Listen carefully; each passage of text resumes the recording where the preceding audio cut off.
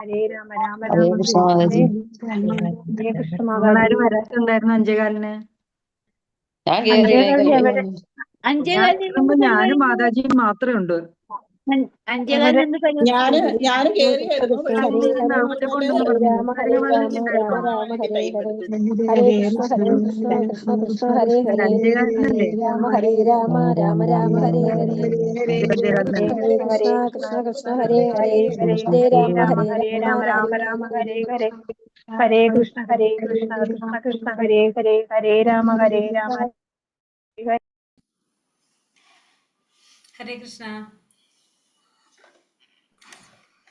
ഹരേ കൃഷ്ണ. എല്ലാവർക്കും പ്രണാമം. ഓം നമോ ഭഗവതേ വാസുദേവായ. ഓം നമോ ഭഗവതേ വാസുദേവായ. ഓം നമോ ഭഗവതേ വാസുദേവായ.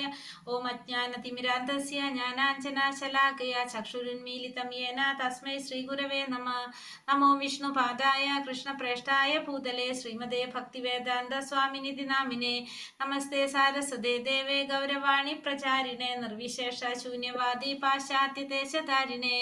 ജയ ശ്രീ കൃഷ്ണ ചൈതന്യ പ്രഭു നിത്യാനന്ദ ശ്രീ അദ്വൈത ഗദാധര ശ്രീവാസാദി ഗൗര ഭക്തവൃന്ദ. ഹരേ കൃഷ്ണ കൃഷ്ണ കൃഷ്ണ ഹരേ ഹരേ ഹരേ രാമ രാമ രാമ ഹരേ ഹരേ. ഹരേ കൃഷ്ണ. ശ്രീ ശ്രീ രാധാ ഗോവിന്ദ് ടെമ്പിൾ ഇസ്കോൺ മാംഗ്ലൂരിന്റെ ഭഗവത്ഗീത ക്ലാസ്സിലേക്ക് എല്ലാവർക്കും സ്വാഗതം. ഹരേ കൃഷ്ണ. എല്ലാവർക്കും പ്രണാമം. അധ്യായം 15 അല്ലെ നമ്മുടെ ഇന്നത്തെ? അതെ, 15ാമത്തെ അധ്യായം പുരുഷോത്തമ യോഗം. ഇന്ന് മാലര ജപം എണ്ണത്തിന്റെ ആർക്കൊക്കെ കൂടി? നാമജപം ഞാൻ പറയുന്നു മാതാജി, രാവിലെ ഇവര് എന്നാ വരാന്ന് പറഞ്ഞിട്ട് ആരും വന്നില്ല. അല്ല, ഞാൻ വന്നായിരുന്നു മാതാജി. അത് സാരില്ല, നമുക്ക് പിന്നെ പറയാം. ജപത്തിന്റെ എണ്ണം കൂട്ടിയത് ആരൊക്കെയാണ്? അപ്പൊ എനിക്ക് കൂടി. എനിക്ക് 14 മാതാജി.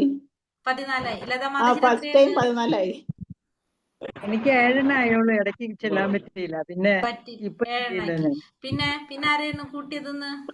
16 മാതാജി. 16 അല്ലേ? അപ്പൊ മനസ്സിലായാലും നമുക്ക് ആ ജപത്തിന്റെ ഗ്രൂപ്പിൽ കേറിയിട്ട് ഞാനുണ്ടായിരുന്നു. എനിക്ക് 16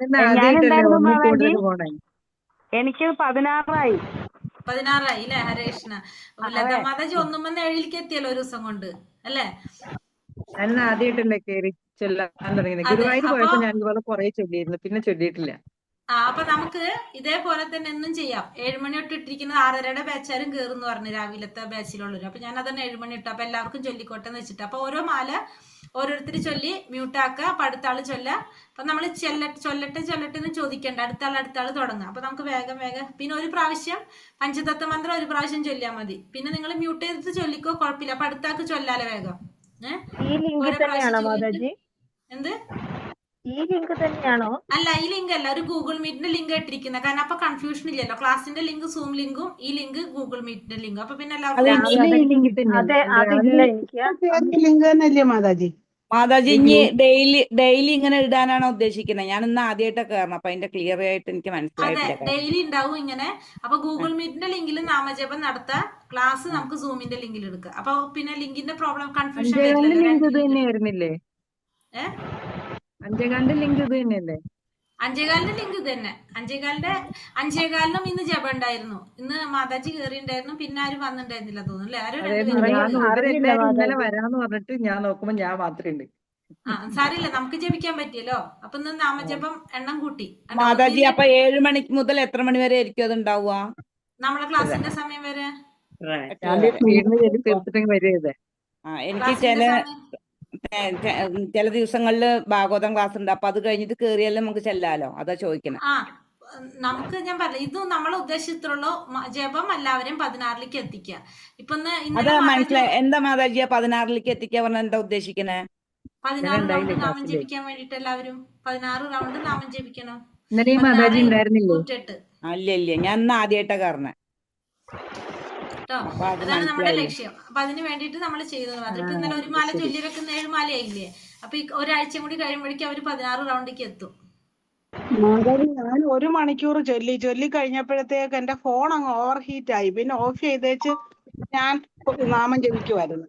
ഫോണിൽ കൂടെ മലയമലല്ലേ ചെയ്യണം. എണ്ണിയത്? മലയമലല്ലേ ചെയ്തത്? മലയമേല മാതാജി, ആണ് മലയമേല ചെയ്തു. അപ്പൊ 8 മാല കിട്ടിണ്ടാവില്ലേ? ഒന്ന് 8 ആ, പ്രാവശ്യം ജപിച്ചിട്ടുണ്ടാവൂല.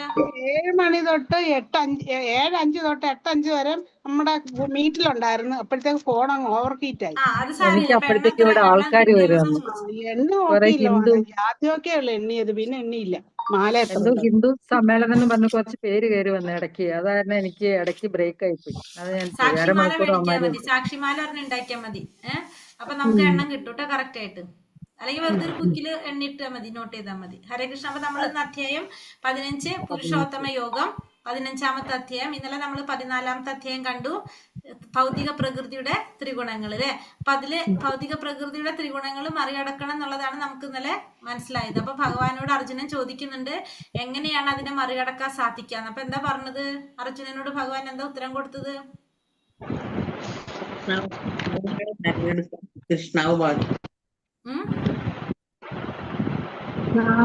സേവനത്തിൽ കൂടെ ത്രിഗുണങ്ങളെ മറികടക്കും. അങ്ങനെയൊന്നല്ലല്ലോ പറഞ്ഞത് ഭഗവാൻ. എന്താ ഏത് പറഞ്ഞത്? ഏത് പരിതസ്ഥിതിയിലും പിഴയ്ക്കാതെ ഭക്തിപൂർവ്വം ഭഗവത് സേവനത്തിൽ ഏർപ്പെട്ടുകൊണ്ട്. അതെ, അങ്ങനെയാ പറഞ്ഞത് ഭഗവാൻ. എന്താ പറഞ്ഞത്? മാംസയോ വ്യഭിചാരേണ ഭക്തി യോഗേന സേവയ സങ്കുണാ സമതീർത്ഥൻ ബ്രഹ്മഭൂയായ കൽപ്പതേ അല്ലെ പറഞ്ഞത്. ഏത് സാഹചര്യത്തിൽ ഏത് പരിതസ്ഥിതിയിലും പിഴയ്ക്കാതെ ഭക്തിപൂർവ്വം ഭഗവത് സേവനത്തിൽ ഏർപ്പെടുകയാണെങ്കിൽ എന്ത് ചെയ്യാൻ സാധിക്കും? ഈ ഭൗതിക പ്രകൃതിയുടെ ത്രിഗുണങ്ങളെ മറികടക്കാനായിട്ട് സാധിക്കുമെന്നാണ് ഭഗവാൻ പറഞ്ഞത്. അപ്പൊ നമ്മളിനി 15ാമത്തെ അധ്യായം പുരുഷോത്തമ യോഗം. ശ്രീ ശ്രീ രാധാ ഗോവിന്ദ് കി ജയ്, ശ്രീല പ്രഭുപാദ് കി ജയ്. അധ്യായം 15 20 ശ്ലോകം. ചെറിയൊരു അധ്യായമാണ്, 20 ശ്ലോകങ്ങളാണുള്ളത്. 1 മുതൽ 5 വരെയുള്ള ശ്ലോകങ്ങള് ഭൗതിക ലോകത്തിലോടുള്ള വിരക്തിയെ കുറിച്ചും ആത്മീയ ലോകത്തിന്റെ പ്രതിഫലനത്തെ കുറിച്ചും പറയുന്നതാണ്. 6 മുതൽ 11 വരെയുള്ള ശ്ലോകങ്ങളിൽ പുരുഷോത്തമ യോഗത്തെ കുറിച്ച് പറഞ്ഞു തരുന്നു. 12 മുതൽ 15 വരെ പുരുഷോത്തമ യോഗം പരിപാലകൻ എന്ന നിലയിൽ ഭഗവാന്റെ സ്ഥാനത്തെ കുറിച്ച് പറയുന്നു. 16 മുതൽ 20 വരെ ത്രിശ്ലോകി ഭഗവത്ഗീത, വേദങ്ങളുടെയും വേദാന്തത്തെയും ജീവജാലങ്ങളെയും സംഗ്രഹിക്കുന്നതാണ് 16 മുതൽ 20 വരെയുള്ള ശ്ലോകങ്ങളിൽ. ആദ്യത്തെ ഭാഗം നമുക്ക് നോക്കാം. ഹരേ കൃഷ്ണ. ഓം നമോ ഭഗവതേ വാസുദേവായ.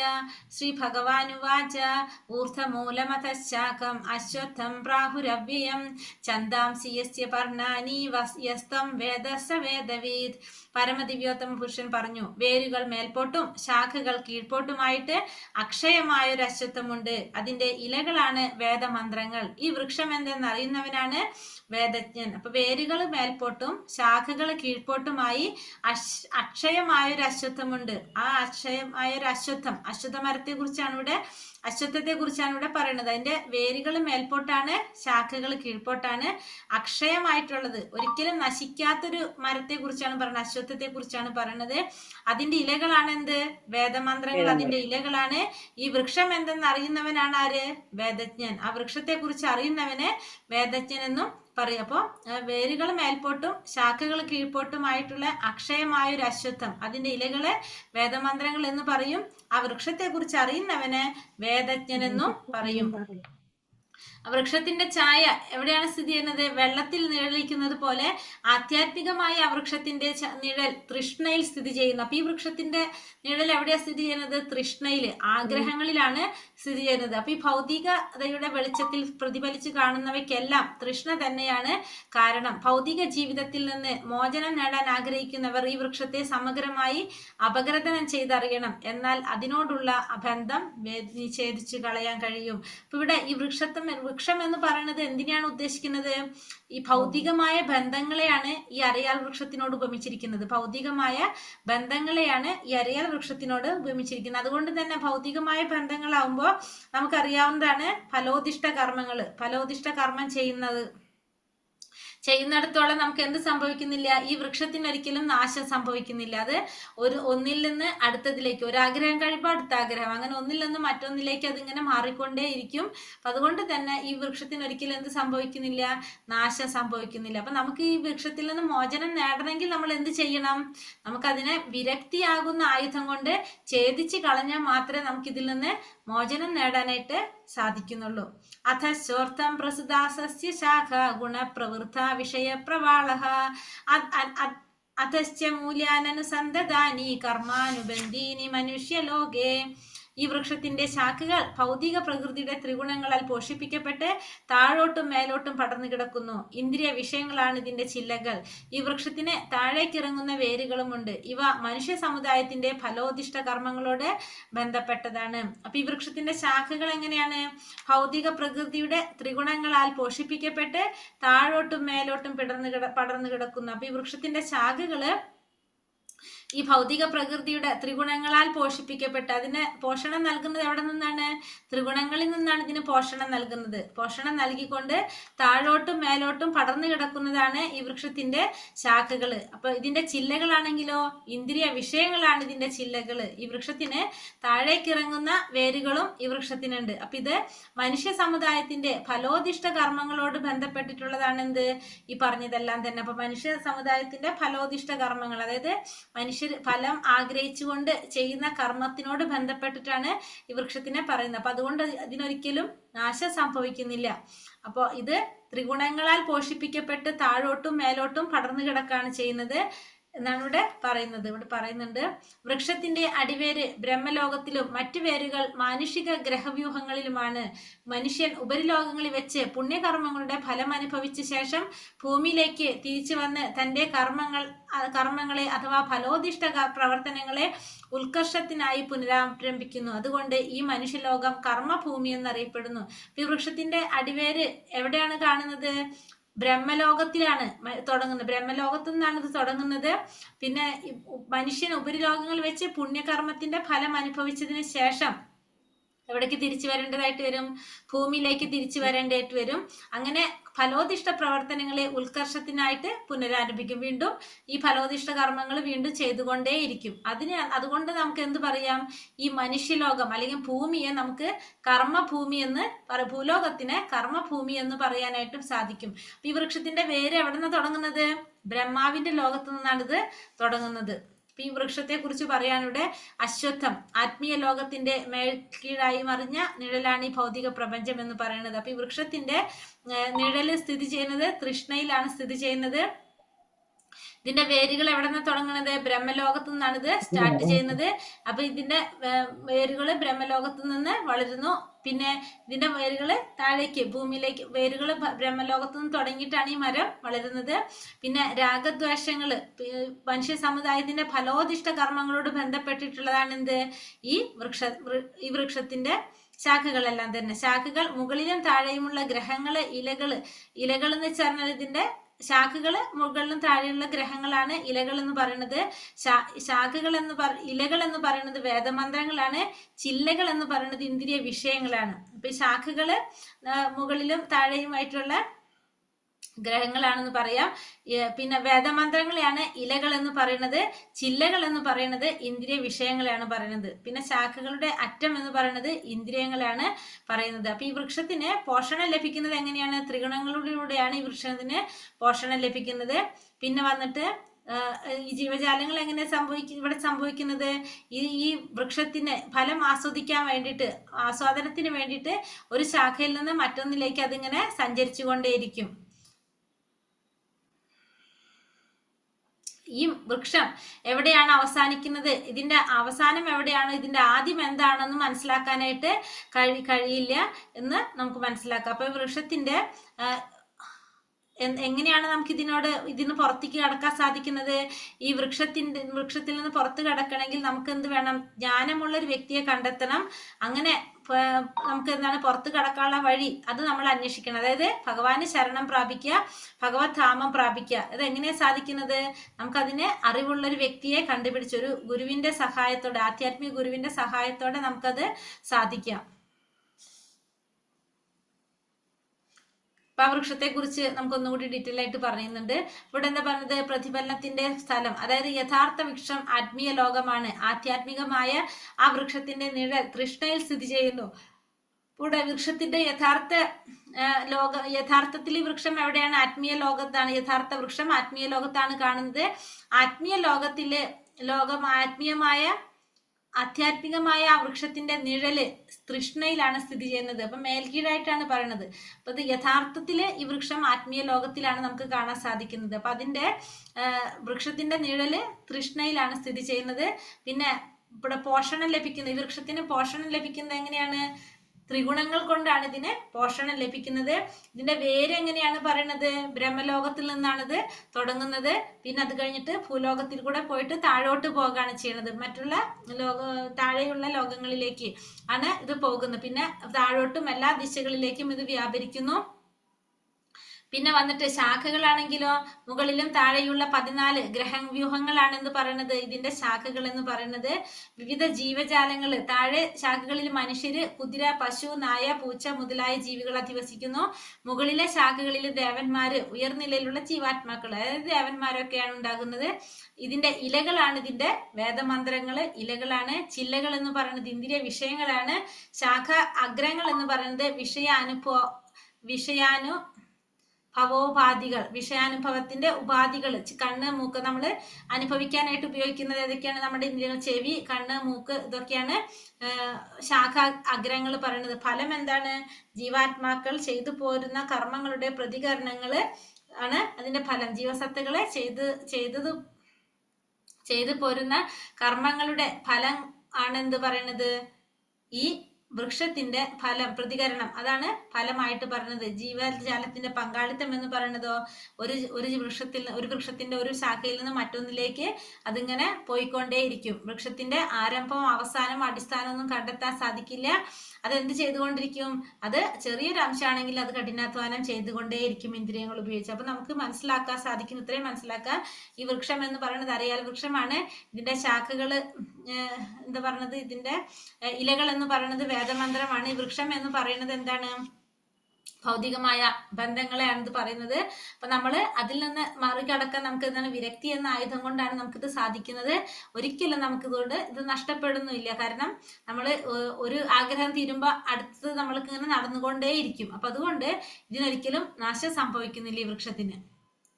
നാരൂപമസ്യേഹ തഥോപലഭ്യതേ നാന്തോ ന ചാതിർന ച സംപ്രതിഷ്ഠ അശ്വത്ഥമേനം സുവിരൂഢമൂലം അസംഗശസ്ത്രേണ ദൃഢേന ചിത്വാ തദാ പദം തത്പരിമാർഗിതവ്യം യസ്മിൻ ഗതാന നിവർത്തന്തി ഭൂയഃ തമേവ ചാദ്യം പുരുഷം പ്രപദ്യേ തദ് യത്ര പ്രവൃത്തി പ്രസിദ്ധ പുരാണി. ഈ വൃക്ഷത്തിന്റെ യഥാർത്ഥ രൂപം ഈ ലോകത്തിൽ കാണുകയില്ല. അതിന്റെ ആരംഭമോ അവസാനമോ അടിസ്ഥാനമോ കണ്ടെത്താനാവില്ല. വേരുറച്ചുയർന്ന ഈ വൃക്ഷത്തെ ദൃഢനിശ്ചയത്തോടെ വിരക്തിയാകുന്ന ആയുധത്താൽ ഛേദിച്ചു കളയണം. എന്നിട്ട് എവിടെ ചെന്നാൽ തിരിച്ചു വരവില്ലയോ ആ ദിവ്യപദം പൂകി സ്മരണാതീത കാലം മുതൽക്കേയുള്ള എല്ലാറ്റിന്റെയും ഉറവിടമായ പരമപുരുഷനെ സ്വയം സമർപ്പിക്കണം. അപ്പൊ ഈ വൃക്ഷത്തിന്റെ യഥാർത്ഥ രൂപം നമുക്ക് എവിടെ കാണാൻ സാധിക്കില്ല?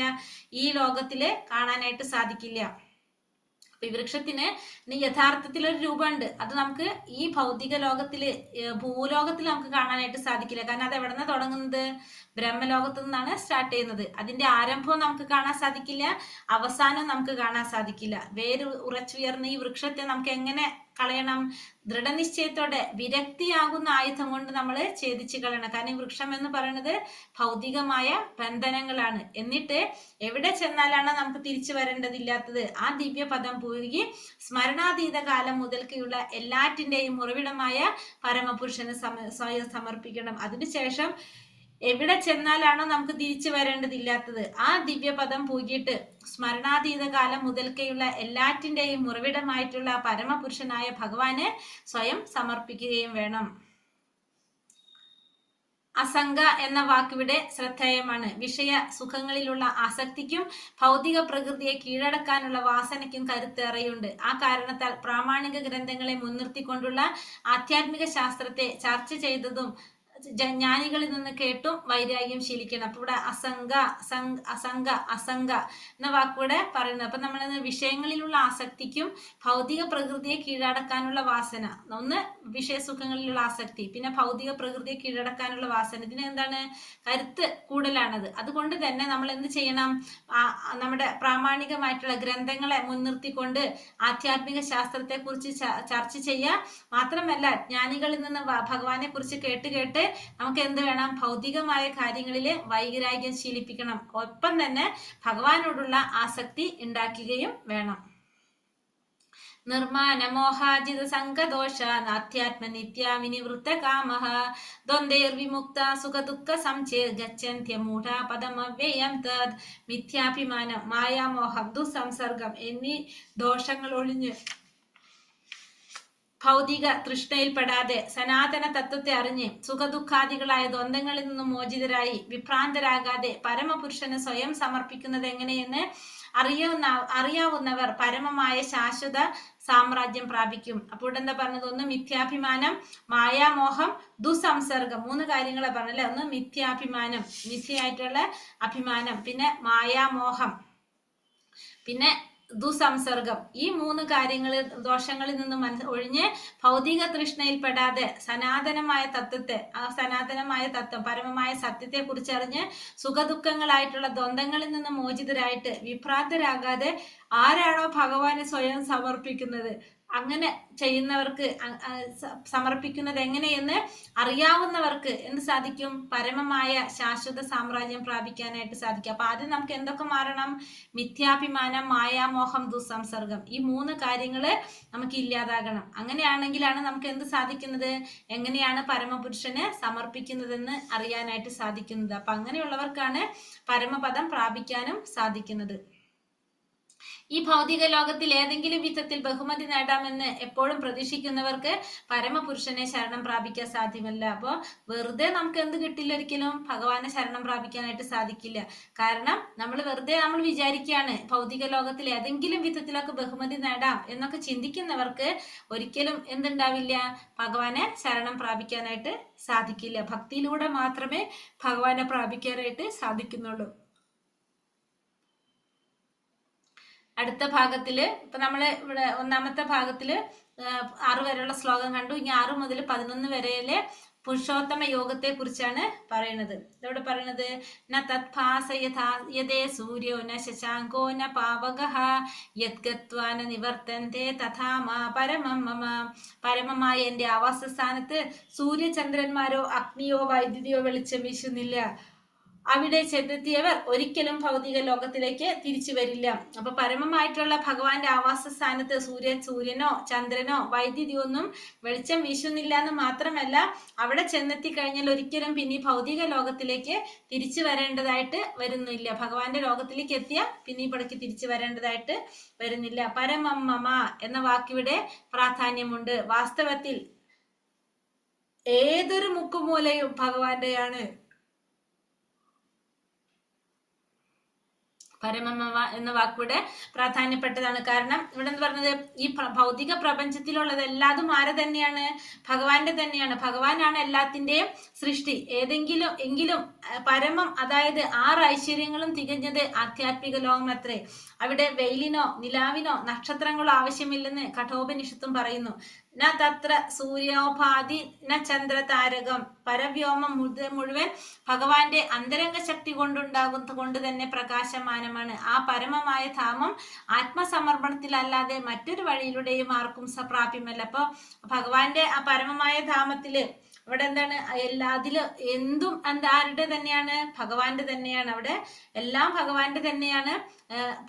ആധ്യാത്മിക ലോകം എന്ന് പറയുന്നത് എല്ലാം തികഞ്ഞിട്ടുള്ളതാണ്. എന്ത്? ആധ്യാത്മിക ലോകം എന്ന് പറയുന്നത്. അവിടെ സൂര്യനോ ചന്ദ്രനോ നക്ഷത്രങ്ങളോ വെയിലോ നിലാവോ ഒന്നും ആവശ്യമില്ല എന്ന് കഠോപനിഷത്തിലും പറയുന്നുണ്ട്. അവിടെ മുഴുവൻ എന്താണ്? സ്വയം പ്രകാശിതങ്ങളാണ് അവിടെ എല്ലാം തന്നെ. അപ്പൊ ഭഗവാന്റെ ആ ധാമത്തിലേക്ക് നമുക്ക് എത്തണമെങ്കിൽ എന്ത് വേണം? ആത്മസമർപ്പണം ചെയ്യാത്തവർക്ക് ആർക്കും എന്ത് സാധിക്കില്ല? അങ്ങോട്ട് പ്രവേശിക്കാനായിട്ട് സാധിക്കില്ല. ഒരു മിനിറ്റ്.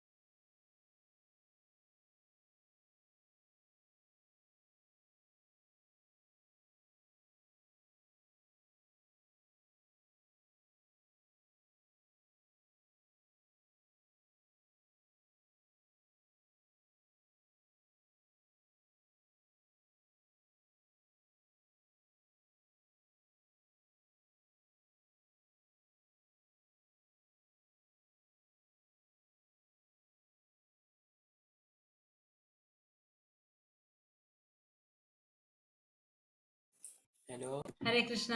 അപ്പൊ ഇവിടെ എന്താ പറഞ്ഞത്, എന്റെ ശാശ്വത അംശങ്ങളാണ് ഈ ലോകത്തിലെ ബദ്ധരായ സകല ജീവാത്മാക്കളും.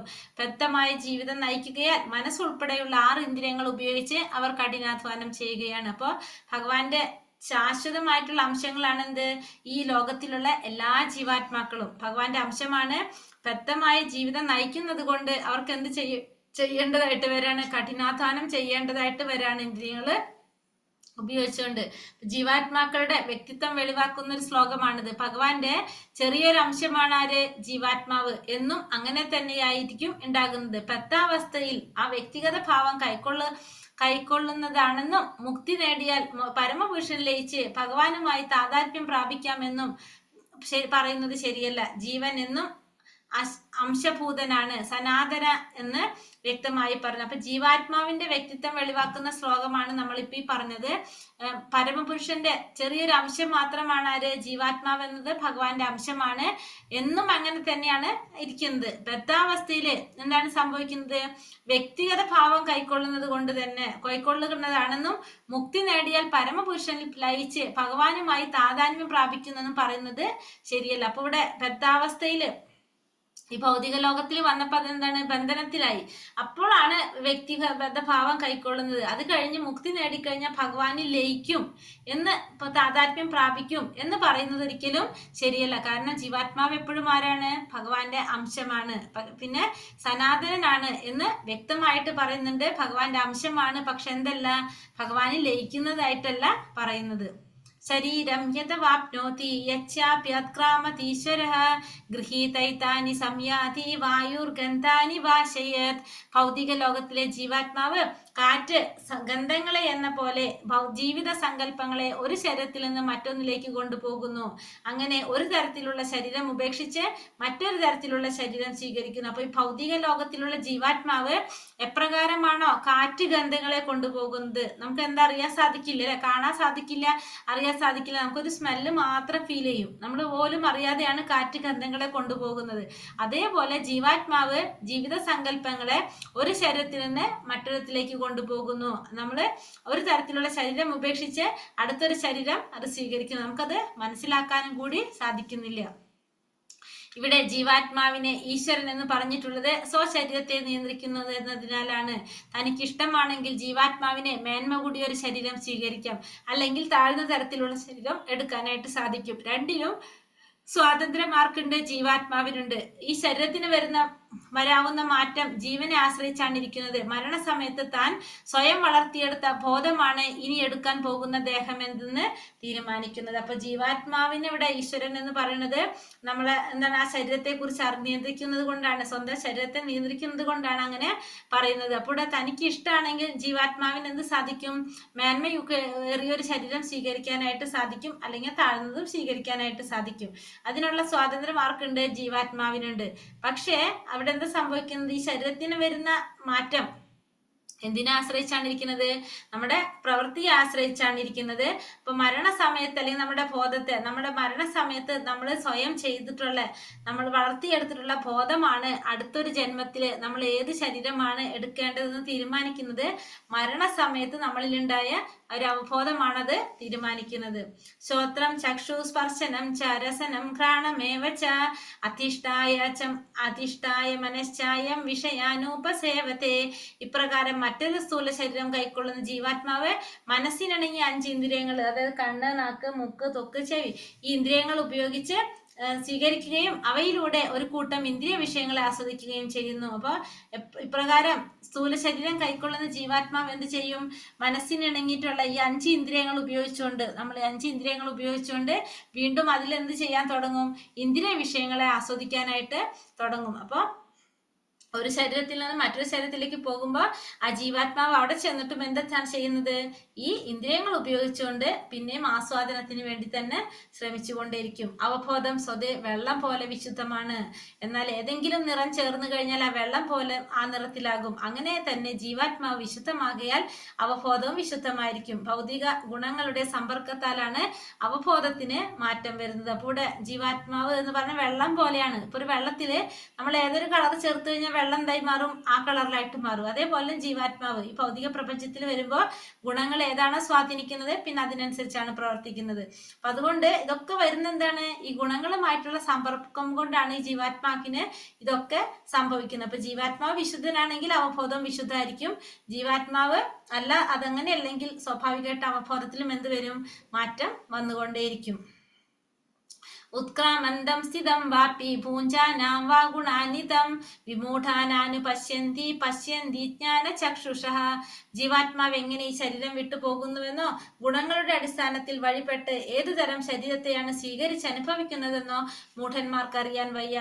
ജ്ഞാനത്തിന്റെ അകക്കണ്ണ് തെളിഞ്ഞവർക്ക് ഇതെല്ലാം പ്രത്യക്ഷമാവുന്നു. അപ്പൊ ജീവാത്മാവ് എപ്രകാരമാണ് ഒരു ശരീരം വിട്ടു പോകുന്നത്?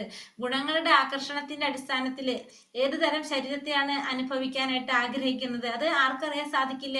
മൂഢന്മാർക്ക് ഒരിക്കലും മനസ്സിലാക്കാനായിട്ട് സാധിക്കില്ല. അത് ആർക്കറിയുള്ളൂ? ജ്ഞാനത്തിന്റെ അകക്കണ്ണ് തെളിഞ്ഞവർക്ക്. അപ്പൊ ആ ജ്ഞാനം മനസ്സിലാക്കിയവർക്ക്, കിട്ടിയവർക്ക് മാത്രമാണ് ഇതൊക്കെ മനസ്സിലാക്കാനായിട്ട് സാധിക്കുന്നത്. അല്ലാത്തവർക്ക് ഒരിക്കലും ജീവാത്മാവ് എപ്രകാരമാണ് ഈ ശരീരം വിട്ടു പോകുന്നതെന്നോ അനുഭവിക്കുന്നതെന്നൊന്നും അവർക്കറിയാനായിട്ട് സാധിക്കുന്നില്ല. ജ്ഞാനചക്ഷുഷ എന്ന വാക്കിവിടെ ശ്രദ്ധേയമാണ്. ആധ്യാത്മിക ജ്ഞാനം വളർത്തിയെടുത്തവർ ശരീരത്തിൽ നിന്ന് വ്യത്യസ്തമാണെന്നും ശരീരങ്ങൾ മാറിക്കൊണ്ടേയിരിക്കുന്നുവെന്നും പലതരത്തിൽ ആസ്വദിക്കുന്നുവെന്നും കണ്ടറിയാം. ബദ്ധമായ ജീവാസത്തയ്ക്ക് ഭൗതികമായ അസ്തിത്വത്തിൽ എത്രത്തോളം ക്ലേശം അനുഭവപ്പെടുന്ന അത്തരമൊരു ജ്ഞാനിക്കറിയാൻ കഴിയും. അതുകൊണ്ടാണ് കൃഷ്ണാവബോധം പൂർണ്ണമായി വികസിപ്പിച്ചവർ സാമാന്യ ജനങ്ങൾക്ക് ഈ അറിവ് പകർന്നു കൊടുക്കാനാവുന്നത്ര ശ്രമിക്കുന്നത്. അപ്പോൾ ഇവിടെ ജ്ഞാനചക്ഷുഷ എന്ന് പറഞ്ഞാല് ശ്രദ്ധേയമായിട്ടുള്ളൊരു കാര്യം. ആധ്യാത്മിക ജ്ഞാനം വളർത്തിയെടുത്തവർ ശരീരത്തിൽ നിന്ന് വ്യത്യസ്തമാണെന്ന്. അപ്പൊ ആധ്യാത്മിക ജ്ഞാനം വളർത്തിയെടുത്തു കഴിഞ്ഞാൽ അവർക്ക് എന്ത് മനസ്സിലാക്കാൻ സാധിക്കും? ഈ ശരീരത്തിൽ നിന്ന് വ്യത്യസ്തമാണ് താൻ. ശരീരങ്ങളാണെങ്കിലോ മാറിക്കൊണ്ടേയിരിക്കും. അപ്പൊ ഇങ്ങനെ പലതരത്തിലുള്ള ആസ്വാദനങ്ങളും എല്ലാം ഉണ്ടായിക്കൊണ്ടിരിക്കും. പക്ഷെ ആത്മാവിനൊരിക്കലും മാറ്റം സംഭവിക്കുന്നില്ല എന്നും ആർക്ക് മനസ്സിലാക്കാൻ സാധിക്കും? ഈ ജ്ഞാനം നേടി ആധ്യാത്മിക ജ്ഞാനം വളർത്തിയെടുക്കുന്നവർക്ക് അറിയാനായിട്ട് സാധിക്കും.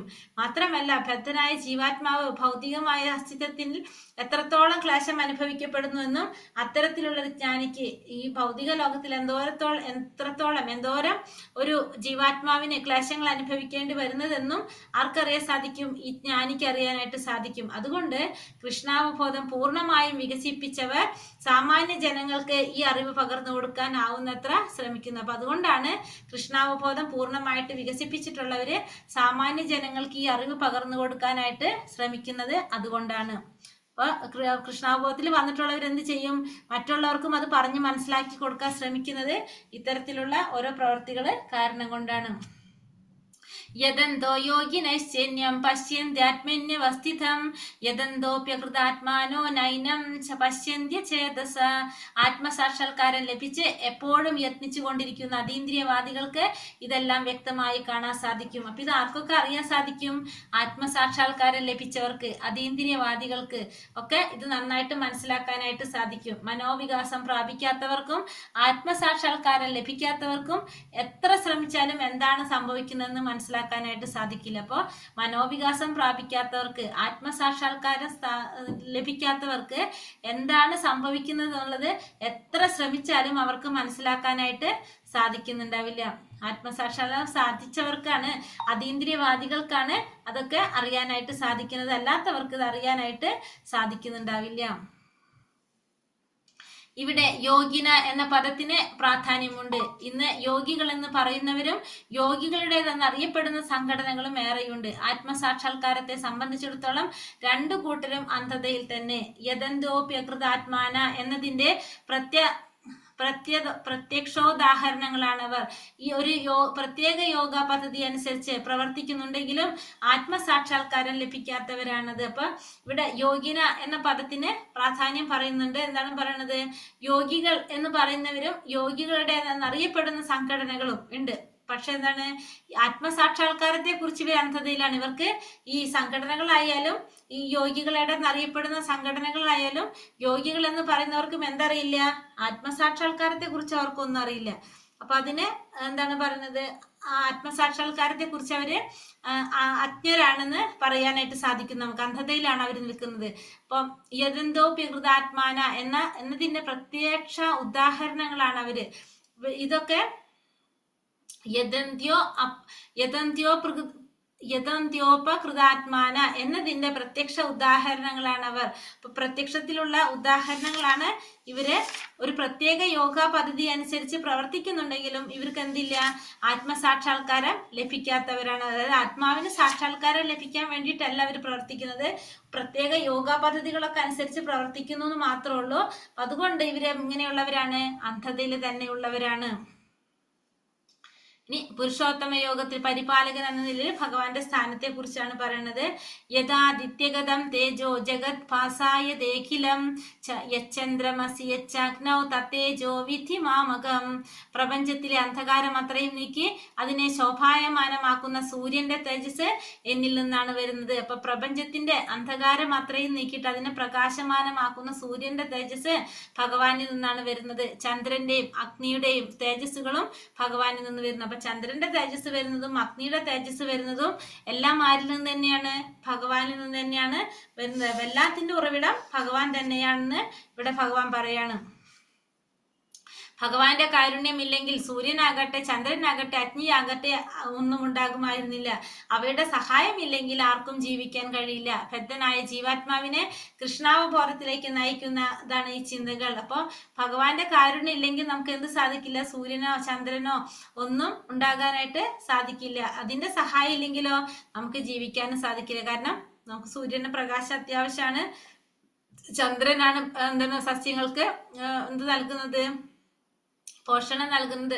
ചന്ദ്രനാണ് നൽകുന്നത്. അപ്പോൾ രസം നൽകുന്നതും ചന്ദ്രൻ തന്നെയാണ്. അപ്പൊ അതുകൊണ്ട് തന്നെ ഇതിന്റെ ഒന്നും സഹായം ഇല്ലെങ്കിൽ നമുക്ക് ജീവിക്കാനായിട്ട് സാധിക്കില്ല. അപ്പൊ ഇത്തരം മനസ്സിലാക്കി കഴിഞ്ഞാൽ ഭക്തനായ ജീവാത്മാവിനെ കൃഷ്ണാവബോധത്തിൽ നയിക്കുന്നതാണ് എന്ത്, ഇത്തരത്തിലുള്ള ചിന്തകളെല്ലാം തന്നെ.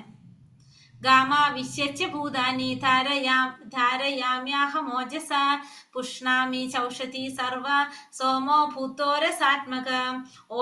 ഞാൻ ഓരോ ഗ്രഹത്തിലും ഉൾപ്പുകി അവയെ എന്റെ ശക്തി കൊണ്ട് ഭ്രമണപഥത്തിൽ നിലനിർത്തുന്നു. ഞാൻ തന്നെ ചന്ദ്രനായി തീർന്ന് എല്ലാ സസ്യങ്ങൾക്കും ജീവരസം പകരുന്നു. അപ്പൊ ഓരോ ഗ്രഹത്തിലും ഞാൻ ഉൾപ്പൂക്കിക്കൊണ്ട് എന്ത് ചെയ്യാണ്, എന്റെ ശക്തി കൊണ്ട് ഭ്രമണപഥത്തിൽ നിലനിർത്തുന്നത്. ഇപ്പൊ ഓരോ ഗ്രഹത്തിലും ഉൾപ്പൂക്കിക്കൊണ്ട് എന്റെ ശക്തി കൊണ്ട് ഭ്രമണപഥത്തിൽ നിലനിർത്തുന്നതും ഞാൻ തന്നെയാണ്. മാത്രമല്ല ചന്ദ്രനായിട്ട് തീർന്നുകൊണ്ട് എല്ലാ സസ്യങ്ങൾക്കും ജീവരസം പകർന്നതും ആര് തന്നെയാണ്, ഭഗവാൻ തന്നെയാണ്. അപ്പൊ എല്ലാ സസ്യങ്ങൾക്കും ജീവരസം, അതിനൊരു രസം നൽകുന്നത്, ടേസ്റ്റ് നൽകുന്നത് ആരാണ്, ചന്ദ്രൻ. അത് ഭഗവാനിലൂടെയാണ്, ഭഗവാൻ ചന്ദ്രനിലൂടെയാണ് അത് നൽകുന്നത്. ഗ്രഹങ്ങളെല്ലാം ശൂന്യാകാശത്തിൽ ഒഴുകി നടക്കുന്നത് ഭഗവാന്റെ പരമശക്തി ആവിർഭവിച്ചിട്ടുള്ളത് കൊണ്ടാണ്. അപ്പൊ ഈ ഗ്രഹങ്ങള് ശൂന്യാകാശത്തില് ഒഴുകി നടക്കാൻ കാരണം എന്താണ്, ഭഗവാന്റെ ശക്തി. അതുകൊണ്ട് മാത്രമാണ്. ആ ശക്തി എങ്ങനെയാണ് പറയുന്നത്, ഒരു പിടി മണ്ണിനെ എന്ന പോലെ ഓരോ ഗ്രഹത്തെയും പുലർത്തിപ്പോരുന്നത്. അപ്പൊ ഒരു പിടി മണ്ണ് നമ്മൾ കയ്യിൽ പിടിക്കുന്ന പോലെയാണ് ഭഗവാൻ ഓരോ ഗ്രഹങ്ങളെയും പുലർത്തിപ്പോരുന്നത്. ആ മുഴുകെ പിടിച്ചു കഴിഞ്ഞാൽ നമുക്കറിയാം ആ മണ്ണൊരിക്കലും താഴെ വീഴാൻ പോകുന്നില്ല. പക്ഷെ അത് കാറ്റത്തെറിയുകയാണെങ്കിലാണെങ്കിലും അത് ചിന്നിച്ചിതറിപ്പോകും. അതേപോലെ വായുവിൽ നീന്തി നടക്കുന്ന ഈ ഗ്രഹങ്ങളും വിശ്വരൂപിയായ ഭഗവാന്റെ മുഷ്ടിക്കകത്താണ്. അപ്പൊ ഈ വായുവിൽ നടക്കുന്ന എല്ലാ ഗ്രഹങ്ങളും ആരുടെ നിയന്ത്രണത്തിലാണ്, ഭഗവാന്റെ മുഷ്ടിക്കകത്താണ്. ഭഗവാന്റെ മുഷ്ടിക്കകത്താണെന്ന് പറയാം, നിയന്ത്രണത്തിലാണെന്ന് പറയാം. പിന്നെ അഹം വൈശാനരോ ഭൂത്വ പ്രാണിനാം ദേഹമാശ്രിതഃ പ്രാണാപാന സമായുക്ത പചാമ്യന്യം ചതുർവിധം. സകല ജീവികളിലുമുള്ള ദഹനാഗ്നിയാണ് ഞാൻ. ഉൾക്കൊള്ളുന്നതും പുറത്തു തള്ളുന്നതുമായ പ്രാണവായുവിനോട് ചേർന്ന് ഞാൻ 4 തരത്തിലുള്ള ആഹാരങ്ങൾ ദഹിപ്പിക്കുന്നു. അപ്പോൾ സകല ജീവാത്മാക്കളിലും കുടികൊള്ളുന്ന ദഹനാഗ്നിയായിട്ടും ഭഗവാൻ പ്രവർത്തിക്കുന്നുണ്ട്. എങ്ങനെയാണ്, പുറത്തു തള്ളുന്നതും പിന്നെന്താണ്, പുറത്തു തള്ളുന്നതും ഉൾക്കൊള്ളുന്നതുമായിട്ടുള്ള 4 തരത്തില് ആഹാരങ്ങളെ ദഹിപ്പിക്കാനായിട്ട് എന്തുപയോഗിക്കുന്നുണ്ട് നമ്മള്, ഈ ദഹനാഗ്നി, വൈശാനരൻ എന്ന് പറഞ്ഞ അഗ്നിക്ക് സാധിക്കുന്നു.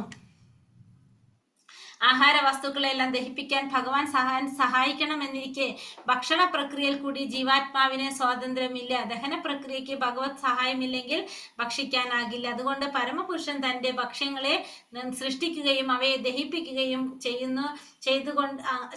അങ്ങനെ ഭഗവാന്റെ കരുണ കൊണ്ട് നമുക്കിവിടെ ആസ്വദിക്കാനായിട്ട് ആസ്വാദ്യമാകുന്നതും അതുകൊണ്ട് തന്നെയാണ്. അപ്പോൾ ആഹാര വസ്തുക്കളെല്ലാം ദഹിപ്പിക്കാനായിട്ട് വൈശ്വാനരൻ അഗ്നിയായിട്ടും ആരുണ്ട്, ഭഗവാൻ ഇരിക്കുന്നുണ്ട്. ഇപ്പൊ ജീവാത്മാവിന് അല്ലാതെ ഒന്നും സ്വന്തമായിട്ട് ചെയ്യാനുള്ള സ്വാതന്ത്ര്യം ഇല്ല. ഭ്രമണ പ്രക്രിയയിൽ കൂടി ജീവാത്മാവിന് സ്വാതന്ത്ര്യം ഇല്ല. ദഹന ക്രിയയ്ക്ക് ഭഗവത് സഹായം ഇല്ലെങ്കിൽ ഭക്ഷിക്കാനായിട്ട് സാധിക്കില്ല. അതുകൊണ്ട് പരമപുരുഷൻ തന്റെ ഭക്ഷ്യങ്ങളെ സൃഷ്ടിക്കുന്നു, അതിനെ ദഹിപ്പിക്കുന്നു, എല്ലാം ചെയ്യുന്നത് ആര് തന്നെയാണ്? ഭഗവാൻ തന്നെയാണ്. അപ്പൊ നമ്മളെ ജീവിതം നമുക്ക് ആസ്വദിക്കാൻ സാധിക്കുന്നത് ഭഗവാന്റെ കാരുണ്യം കൊണ്ടാണ്. കാരണം നമ്മളിപ്പോ ഭക്ഷണം കഴിക്കുന്നു, ദഹിക്കുന്നേ ഇല്ലെങ്കിൽ എന്താ സംഭവിക്കുക? നമുക്ക് നമ്മളെ ജീവിതം ആസ്വദിക്കാൻ സാധിക്കുന്നതും ഭഗവാന്റെ കാരുണ്യം കൊണ്ട് തന്നെയാണ്. സർവസ്യ ചാഹം ഹൃദി സന്നിവിഷ്ടോ മത്ത സ്മൃതി ജ്ഞാനമബോഹനം ച വേദൈസ്യ സർവൈരഹമേവ വേദ്യ വേദാന്ത കൃത്വേദ വിദേവ ചാഹം. സർവജീവികളുടെയും ഹൃദയത്തിൽ ഞാൻ വാഴുന്നു. സ്മരണയും ജ്ഞാനവും അറിവിയും എന്നിൽ നിന്നാണ് ഉളവാകുന്നത്. എല്ലാ വേദങ്ങളിലൂടെയും അറിയേണ്ടത് എന്നെ തന്നെയാണ്. വേദാന്തം ഉണ്ടാക്കിയതും വേദങ്ങളെ അറിയുന്നതും ഞാനാണ്. അപ്പോൾ എല്ലാ ജീവജാലങ്ങളുടെയും ഹൃദയത്തില് ഭഗവാൻ വാഴുന്നത് ഭഗവാൻ തന്നെയാണ്. ആ ഭഗവാൻ സ്മരണയായിട്ടും അതുപോലെ തന്നെ മറവിയായിട്ടും ജ്ഞാനമായിട്ടും എല്ലാവരിലും നിലനിൽക്കുന്നത് ആര് തന്നെയാണ്? ഭഗവാൻ തന്നെയാണ്. പിന്നെ വേദങ്ങളിലൂടെ അറിയേണ്ടതും ഭഗവാനെ കുറിച്ച്, അറിയുന്നതും ഭഗവാനെ കുറിച്ച്, വേദാന്തം ഉണ്ടാക്കിയതും ആര് തന്നെയാണ്? ഭഗവാൻ തന്നെയാണെന്ന് ഭഗവാൻ ഇവിടെ പറയുന്നു. വൈദിക സാഹിത്യം പഠിച്ച് പുരുഷനും സ്ഥാനും തമ്മിലുള്ള ബന്ധം എന്നറിയുക. അടുത്തതായി വിവിധ പ്രക്രിയകളിലൂടെ ഭഗവാനോട് അടുക്കുക.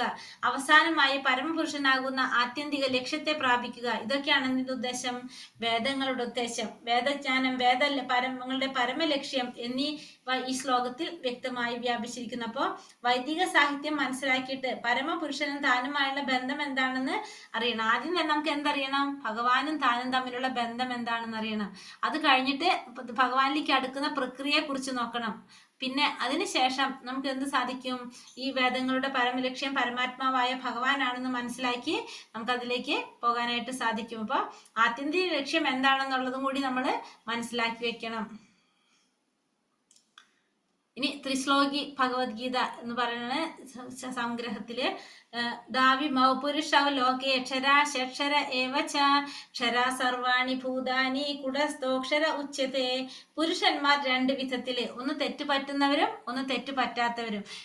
ഭൗതിക ലോകത്തിലെ പുരുഷന്മാര് തെറ്റ് പറ്റുന്നവരും ആധ്യാത്മിക ലോകത്തിലുള്ള പുരുഷന്മാർ എങ്ങനെയാണ്? തെറ്റ് പറ്റാത്തവരുമാണ് ആധ്യാത്മിക ലോകത്തിലുള്ള പുരുഷന്മാര്. ഭൗതിക ലോകത്തിൽ ജീവികൾക്ക് 6 വിധം മാറ്റങ്ങളാണ് ഉണ്ടാകുന്നത്. ജനനം, വളർച്ച, സ്ഥിതി, പ്രത്യുൽപാദനം, ക്ഷയം, നാശം എന്നിങ്ങനെ. അപ്പൊ ഭൗതിക ലോകത്തിലെ ജീവാത്മാക്കൾക്ക് 6 തരത്തിലുള്ള വളർച്ചയിലൂടെ, മാറ്റങ്ങളിലൂടെ കടന്നു പോകാണ്. ജനനം, വളർച്ച, സ്ഥിതി, പ്രത്യുൽപാദനം, ക്ഷയം, നാശം. ഇത്തരത്തിലുള്ള മാറ്റങ്ങളിലൂടെ കടന്നു പോകാണെന്ത്? ജീവാത്മാവ്. ഇതൊക്കെ സംഭവിക്കുന്നത് എന്താണ്? ശരീരത്തിന്റെ മാറ്റങ്ങളാണ് ഈ സംഭവിക്കുന്നത്. ആധ്യാത്മിക ലോകത്തിലാണെങ്കിൽ നമുക്ക് എന്ത് സംഭവിക്കില്ല? ഒരിക്കലും നമ്മുടെ ശരീരങ്ങൾക്ക് മാറ്റം സംഭവിക്കുന്നില്ല. മരണം ഉണ്ടാവില്ല, ജനനം ഉണ്ടാവുന്നില്ല, ശരീരത്തിന് മാറ്റം സംഭവിക്കുന്നില്ല. എവിടെയാണ് സംഭവിക്കുന്നത്? നമ്മൾ ഈ ഭൗതിക ലോകത്തിലാണ് ഇത്തരത്തിലുള്ള മാറ്റം സംഭവിക്കുന്നത്. ഉത്തമ പുരുഷ സ്തന്യേ പരമാത്മേത്യുദാഹൃത യോ ലോകത്രയമാവിശ്യം വിഭർത്തവ്യയ ഈശ്വരഃ. ഇവരെ കൂടാതെ പരമപുരുഷനായ പരമാത്മാവ് എന്നറിയപ്പെടുന്ന അവ്യയനായ ഭഗവാനുണ്ട്. അദ്ദേഹം 3 ലോകങ്ങളിലും അന്തർഗതനായി അവയെ പുലർത്തിപ്പോരുന്നു. അപ്പൊ ഇത് കൂടാതെ, ഈ പറഞ്ഞവരൊന്നും കൂടാതെ പിന്നെ ആരാണുള്ളത്? പരമപുരുഷനായിട്ടുള്ള ഭഗവാൻ, അവ്യയനായിട്ടുള്ള ഭഗവാനുണ്ട്. അദ്ദേഹം എന്താ ചെയ്യുന്നത്? 3 ലോകങ്ങളിലും അന്തർഗതനായിട്ട് എല്ലാത്തിനെയും പുലർത്തിപ്പോരുന്നത് ആര് തന്നെയാണ്? ഭഗവാൻ തന്നെയാണ്. നിത്യാനാം ചേതന ചേതനാനാം. ബദ്ധരും മൂകരുമായ മുക്തരുമായ ജീവാത്മാക്കൾക്കിടയിൽ അത്യുന്നതമായ ഒരു ജീവസത്തയുണ്ട്. ആ ഭഗവാൻ ജീവാത്മാക്കളെ സംരക്ഷിക്കുകയും അവരുടെ വ്യത്യസ്ത കർമ്മങ്ങളെ മുൻനിർത്തിക്കൊണ്ട് സുഖദുഃഖ അനുഭവങ്ങൾ നൽകുകയും ചെയ്യുന്നതാണ് ഇതിന്റെ ആശയം. അപ്പൊ നിത്യാന, നിത്യന്മാരിൽ എപ്പോഴും ഭഗവാൻ നിത്യനാണ്. ചേതന നൽകുന്നവരിലും ചേതന നൽകുന്നവനും ഭഗവാൻ തന്നെയാണ്. അപ്പൊ അങ്ങനെ അത്യുന്നതമായിട്ടുള്ള ജീവാത്മാവാണ് ആര്? ഭഗവാൻ. അങ്ങനെ ജീവാത്മാക്കളെ സംരക്ഷിക്കുകയും അവരുടെ വ്യത്യസ്തമായ കർമ്മങ്ങളെ മുൻനിർത്തിക്കൊണ്ട് സുഖവും ദുഃഖവും ഒക്കെ അവർക്ക് നൽകുകയും ചെയ്യുന്നു എന്നാണ് നമുക്കിതിൽ നിന്ന് മനസ്സിലാക്കേണ്ടത്. ഭഗവാൻ ഭക്തന്റെ രൂപേണ സർവ്വജീവികളുടെയും ഹൃദയത്തിൽ സ്ഥിതി ചെയ്യുന്നുണ്ട്. ആ പരമാത്മാവിനെ അറിയുവാൻ സാധിച്ച ബുദ്ധിമാനായ ഒരുവനാണ് പൂർണ്ണ ശാന്തി നേടാൻ ശരിക്കും യോഗ്യനായിട്ടുള്ളത്. അപ്പൊ ഭഗവാൻ എല്ലാ ജീവാത്മാക്കളുടെ ഉള്ളിലും ആരായിട്ടിരിക്കുന്നുണ്ട്? പരമാത്മാവായിട്ടിരിക്കുന്നുണ്ട്. അങ്ങനെയുള്ള പരമാത്മാവിനെ അറിയാൻ സാധിച്ചു കഴിഞ്ഞാൽ ആ ബുദ്ധിമാനായിട്ടുള്ള മനുഷ്യൻ എങ്ങനെയാണ്? പൂർണ്ണ ശാന്തി നേടാൻ യോഗ്യനാണെന്ന് പറയാനായിട്ട് സാധിക്കും നമുക്ക്. യസ്മാക്ഷരമതീതോഹം അക്ഷരാദപി ചോത്തമ അദോസ്മി ലോകവേദേശ പ്രതിഥ പുരുഷോത്തമ. ഞാൻ ഇന്ദ്രിയങ്ങൾക്ക് അതീതനും ക്ഷരങ്ങൾക്കും അക്ഷരങ്ങൾക്കും അതീതനും സർവശ്രേഷ്ഠനുമായതുകൊണ്ട് ലോകരും വേദങ്ങളും എന്നെ പുരുഷോത്തമൻ എന്ന് വിളിക്കുന്നു. അപ്പൊ ഞാൻ ഇന്ദ്രിയങ്ങൾക്ക് അതീതനാണ്, അതുപോലെ തന്നെ അക്ഷരങ്ങൾക്കും ക്ഷരങ്ങൾക്കും അതീതനാണ്, സർവശ്രേഷ്ഠനുമാണ് ഞാൻ. അതുകൊണ്ട് എന്നെ എല്ലാവരും എന്ത് വിളിക്കും? പുരുഷോത്തമൻ എന്നാണ് എന്നെ വിളിക്കുന്നത്. ഉത്തമ എന്ന പദം ഇവിടെ അനർത്ഥമാണ്. ഭഗവാനെ കവിഞ്ഞു നിൽക്കുവാൻ ആർക്ക് സാധിക്കില്ല. അപ്പൊ ഭഗവാന് തുല്യനായിട്ടോ ഭഗവാന് സമനായിട്ടോ അല്ലെങ്കിൽ ഭഗവാനേക്കാൾ ഉപരിയായിട്ടോ ആരും തന്നെ ഇല്ല എന്നുള്ളതും കൂടി നമുക്ക് മനസ്സിലാക്കാനായിട്ട് സാധിക്കണം. അതാണ് ഇവിടെ ഉത്തമ എന്ന പദം പറയുന്നത്. അപ്പോൾ ഇവിടെ 3 ശ്ലോകങ്ങൾ പറയുന്നതാണ്. ത്രിശ്ലോകി ഭഗവത്ഗീത എന്ന് പറയുന്നതാണ്. ഇവിടെ പുരുഷന്മാര് 2 തരത്തിലുള്ള പുരുഷന്മാരാണുള്ളത്. ഒന്ന് തെറ്റുപറ്റുന്നവരും രണ്ടാമത്തത് തെറ്റുപറ്റാത്ത ജീവാത്മാക്കളും. പിന്നെന്താണ് പറയുന്നത്? പരമാത്മാവ് എന്ന് പറയുന്നത് ഈ രണ്ടിന്റെയും അധിപനാണ്. ആര്? പരമാത്മാവ്. അപ്പൊ അദ്ദേഹം 3 ലോകങ്ങളിലെയും അന്തർഗതനായി അവയെ പുലർത്തിപ്പോരുന്നു. അപ്പൊ ഇവിടെ പരമാത്മാവ് എന്ന് പറയുന്നത് ഭഗവാന്റെ എന്താ പറയാ, പരമാത്മാവ് എന്ന് പറയുന്നത് 3 ലോകങ്ങളിലും പരമാത്മാവ് ഈ രണ്ടിന്റെയും അധിപനാണ് പരമാത്മാവ്. ആ പരമപുരുഷനായ ഭഗവാൻ 3 ലോകങ്ങളിലും അന്തർഗതനായിട്ട് പുലർത്തിപ്പോരുന്നു. അപ്പൊ ഈ പരമാത്മാവ് എന്ന് പറയുന്നത് ആരാണ്? ഭഗവാൻ തന്നെയാണ്. ആ ഭഗവാൻ 3 ലോകങ്ങളിലും അന്തർഗതനായിട്ട് എല്ലാറ്റിനും പുലർത്തിപ്പോരുന്നത് ആരാണ്? ഈ പരമാത്മാവ് എന്നറിയപ്പെടുന്ന ഭഗവാൻ തന്നെയാണ്. 3-ാമത്തേൽ പറയുന്നത് എന്താണ്? ഭഗവാൻ കൃഷ്ണൻ ഞാനാണ് പരമാത്മാവ്, ലോകരും വേദങ്ങളും എന്നെ പുരുഷോത്തമൻ എന്ന് പുകഴ്ത്തുന്നു. അപ്പൊ ആരാണ് പരമാത്മാവ്? ഭഗവാൻ തന്നെയാണ് പരമാത്മാവ് എന്നിവിടെ ഭഗവാൻ പറയാണ്. ഭഗവാനാണ് പരമാത്മാവെന്ന് ഭഗവാൻ ഇവിടെ പറയുന്നു. മാത്രമല്ല ഈ ലോകരും എല്ലാവരും എന്ത് ചെയ്യും? ഭഗവാനെ പുകഴ്ത്തുകയും ചെയ്യും. അപ്പൊ 3 ശ്ലോകങ്ങളാണ് ത്രിശ്ലോകി ഭഗവത്ഗീത എന്ന് പറയുന്നത്. 1-ാമത്തേൽ പറയുന്നത് 2 തരത്തിലുള്ള പുരുഷന്മാരെ കുറിച്ച് പറയുന്നത്. ഒന്ന് തെറ്റുപറ്റുന്ന പുരുഷന്മാര്, ഒന്ന് തെറ്റുപറ്റാത്ത പുരുഷന്മാര്. തെറ്റുപറ്റാത്തവരെവിടെയാണ്? ഭൗതിക ലോകത്തിലുള്ള ജീവാത്മാക്കൾക്ക് തെറ്റുപറ്റും, ആധ്യാത്മിക ലോകത്തിലുള്ള ജീവാത്മാക്കൾക്ക് തെറ്റുപറ്റില്ല. പിന്നെ പരമാത്മാവ് ഇവ രണ്ടിന്റെയും അധിപൻ ആരാണ്? തെറ്റുപറ്റുന്നതായാലും തെറ്റുപറ്റാത്തായാലും അവരുടെയൊക്കെ അധിപൻ ആര് തന്നെയാണ്? ഭഗവാൻ തന്നെയാണ്, പരമാത്മാവ് തന്നെയാണ്. ഭഗവാൻ ഈ പരമപുരുഷനായിട്ടുള്ള ഭഗവാൻ ഈ 3 ലോകങ്ങളിലും അന്തർഗതനായിട്ട് അവയെ പുലർത്തി പോരുന്നത് മുഴുവൻ ആര് തന്നെയാണ്?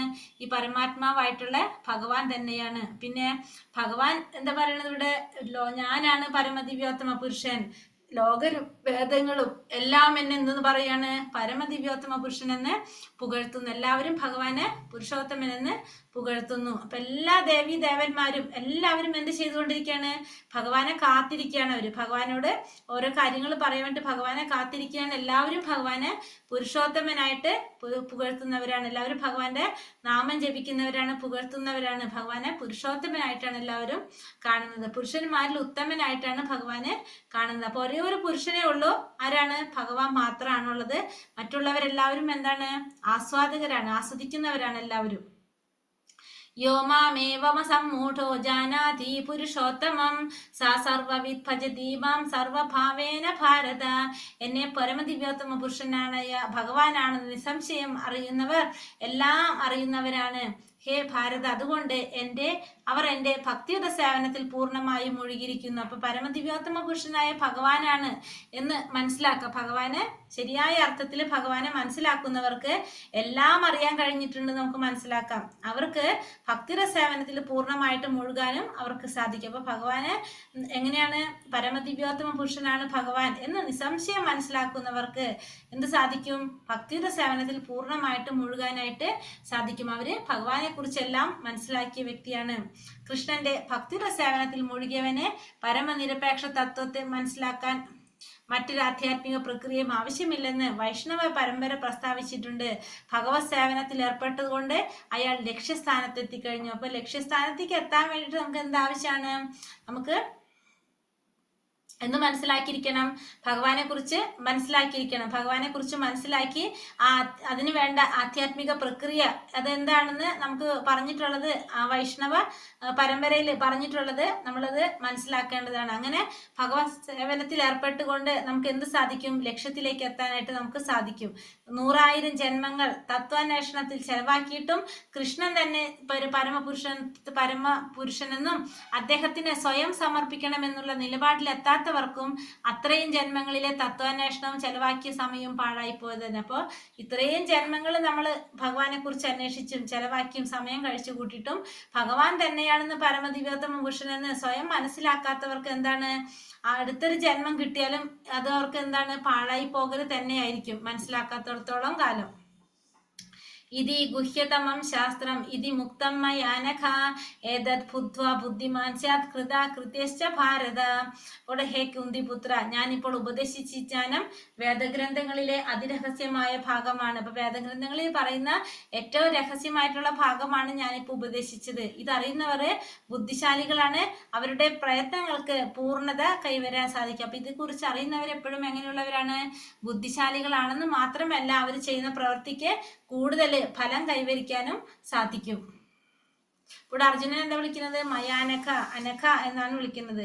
ബുദ്ധിമാനും വിശുദ്ധനുമായ ഏതൊരാളും കൃഷ്ണാവബോധം ഉൾക്കൊള്ളുകയും സേവനമനുഷ്ഠിക്കുകയും വേണം. കൃഷ്ണനെ മനസ്സിലാക്കി ഭക്തിയുടെ സേവനത്തിൽ ഏർപ്പെടാത്തിടത്തോളം കാലം സാമാന്യ ദൃഷ്ട്യാ ബുദ്ധിമാനായിരുന്നാലും അയാളെ ആ നിലയ്ക്ക് അംഗീകരിക്കാൻ സാധിക്കില്ല. അപ്പൊ കൃഷ്ണാവബോധം ഉൾക്കൊണ്ടൊരു വ്യക്തി, വിശുദ്ധനായ ഒരു ഭക്തി എന്ത് ചെയ്യണം, കൃഷ്ണാവബോധം കേൾക്കുക, പിന്നെ അതുപോലെ തന്നെ ഭക്തിയുടെ സേവനത്തിൽ ഏർപ്പെട്ടുകൊണ്ടിരിക്കുക, ഇതൊക്കെ വേണം. അപ്പൊ ഭഗവാനെ മനസ്സിലാക്കിയിട്ട് ഭക്തിയുടെ സേവനം ചെയ്യാതിരിക്കുന്നിടത്തോളം കാലം സാമാന്യ ദൃഷ്ടി ആ വ്യക്തിയെ നമുക്ക് എന്ത് പറയാം, ബുദ്ധിമാനാണെന്ന് പറയാം.